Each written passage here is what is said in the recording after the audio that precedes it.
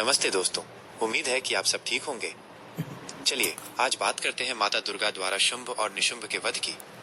शुंभ निशुंभ वध की कथा। जब माता ने चंड, मुंड और सबसे शक्तिशाली राक्षस रक्तबीज का वध कर दिया तो शुंभ और निशुंभ क्रोध से पागल हो उठे। उन्होंने देखा कि उनकी विशाल सेना पूरी तरह से नष्ट हो चुकी है। अब वे समझ गए थे कि केवल वही दोनों मिलकर माता का सामना कर सकते हैं। सबसे पहले निशुंभ अपनी विशाल गदा लेकर रणभूमि में आया। उसने गरजते हुए माता पर प्रहार किया।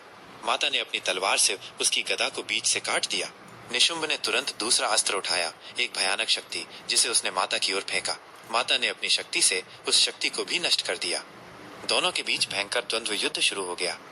निशुंभ अपनी मायावी शक्तियों का उपयोग करते हुए कभी गायब हो जाता तो कभी अचानक प्रकट होकर वार करता, लेकिन माता दुर्गा के लिए उसकी सारी माया व्यर्थ थी। माता ने अपनी तेज तलवार से निशुंभ के हर वार को विफल कर दिया। अंत में माता ने क्रोध में आकर एक भयंकर त्रिशूल उठाया और निशुंभ के सीने में उतार दिया। निशुंभ के शरीर से एक और दैत्य बाहर निकला और माता को ललकारने लगा, लेकिन माता ने तुरंत अपने त्रिशूल से उसका भी सिर काट दिया। इस तरह निशुंभ का वध हुआ। निशुंभ के मारे जाने के बाद शुंभ ने युद्ध का मोर्चा संभाला। वो अपने भाई की मृत्यु से बहुत गुस्से में था। शुंभ ने माता को अपशब्द कहे और उन पर कई मायावी प्रहार किए। उसने माता पर एक बड़ा पहाड़ फेंक दिया, लेकिन माता ने अपने एक बाण से उस पहाड़ को रेत के कणों की तरह बिखेर दिया। शुंभ ने अपने मायावी रूप का उपयोग करते हुए एक बड़ा दानव बन गया, जिसने पूरे आकाश को ढक लिया। माता ने अपने प्रचंड रूप में आकर उसका सामना किया। दोनों के बीच ब्रह्मांड को हिला देने वाला युद्ध हुआ। शुंभ ने माता पर कई अस्त्र शस्त्रों की वर्षा की, लेकिन माता ने अपने दिव्य शस्त्रों से उन सबको नष्ट कर दिया।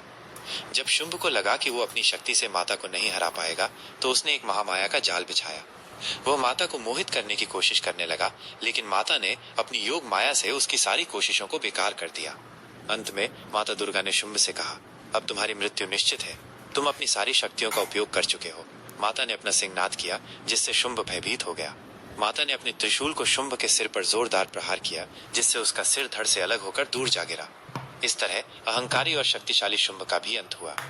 इस तरह माता दुर्गा ने अपनी असीम शक्तियों का उपयोग करके शुंभ और निशुंभ का वध किया और तीनों लोगों को उनके अत्याचारों से मुक्ति दिलाई। शुंभ निशुंभ को मारने के बाद माता के नाम शुंभ और निशुंभ का वध करने के बाद माता को कई नामों से जाना गया। इनमें से कुछ प्रमुख नाम हैं। शताक्षी, जब माता ने अपने भक्तों की रक्षा के लिए 100 आंखों से देखा। शाकंभरी, जब माता ने दुनिया को अकाल से बचाने के लिए शाक सब्जियों की उत्पत्ति की। दुर्गा, ये नाम उन्होंने दुर्गम नामक राक्षस को मारने के बाद धारण किया था। चामुंडा, ये नाम उन्होंने चंड और मुंड नामक राक्षसों को मारने के बाद धारण किया। यह थी माता के शुंभ और निशुंभ को मारने की कथा। लाइक करो और सब्सक्राइब करो और बेल आइकॉन को दबाना ना भूले, ताकि ऐसी कहानियां आपको मिलती रहे।